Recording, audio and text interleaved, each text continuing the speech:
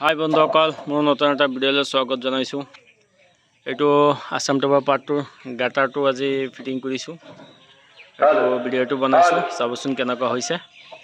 আৰু এইটো যিটো গাটাৰৰ ৰডটো আমি ফিটিং কৰিছোঁ, এইটো চাওক এটাল হয়, মানে এইটো দেখিছে, এইটো বেন হৈ পেলাই ডাইৰেক্ট ৰিঙৰ পৰা আহি পেলাই ডাইৰেক্ট ইফালে গৈ পেলাই ইফালে এই ৱাৰটো ডাইৰেক্ট গৈ পেলাই একদম ইয়াত খাৰা হৈ গৈছে চিধাকৈ, মানে পিষ্টল টাইপ ৰিং বনাইছোঁ। এইটো ঘূৰণীয়া, এইটো এক্সট্ৰাকৈ দিয়া নাই আমি, ইফালে আকৌ বেন দিব লাগে কাৰণে। এইটো মজুত নহয়, ডাইৰেক্ট ৰিঙৰ পৰা একেবাৰে দি দিছোঁ যাতে বস্তুটো ষ্ট্ৰং হয়। ডাইৰেক্ট লিণ্টাৰৰ বিমৰ পৰা ধৰি ৰাখিব ইফালে।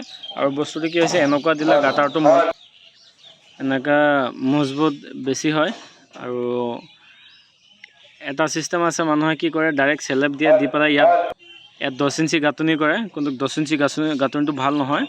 সেইটো কাৰণে ডাইৰেক্ট বিম দি পেলাই এনেকৈ ঢালাই দি দিব পাৰে, মই যেনেকুৱা দেখুৱাইছোঁ। আৰু ইফালৰ লোহা দি পেলাই ডাইৰেক্ট খাৰা কৰি পেলাই লোহা এটা বান্ধি পেলাই এনেকৈ ডাইৰেক্ট 3 ইঞ্চি ডাঠকৈ বা 4 ইঞ্চি ডাঠকৈ ডাইৰেক্ট ওখকৈ ঢালাইটো দিব পাৰে বক্সৰ কাৰণে, তেতিয়াহ'লে ভাল হয়। আৰু নহ'লে কিছুমান মানুহে কি কৰে, ইয়াত 3 ইঞ্চি গাঁথনি কৰে, সেইবিলাক কেৰেক চেক হৈ যায়, ইমান ভাল নহয়।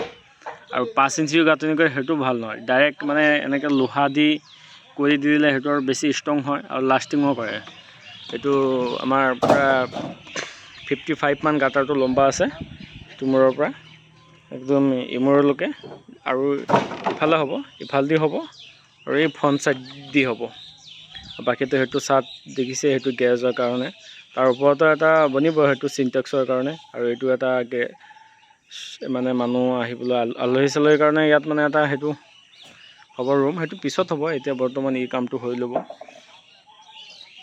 এতিয়া এই গাটাৰটো কৰাৰ পিছত আমি ফ্ৰণ্টৰটো কৰিম, তাৰপিছত বেকটো কৰিম, পিছত আহিব ডাইৰেক্ট পাইপিঙৰ কাম, যিটো টিনৰ পাইপিং হয়, সেইটো কাম আহিব।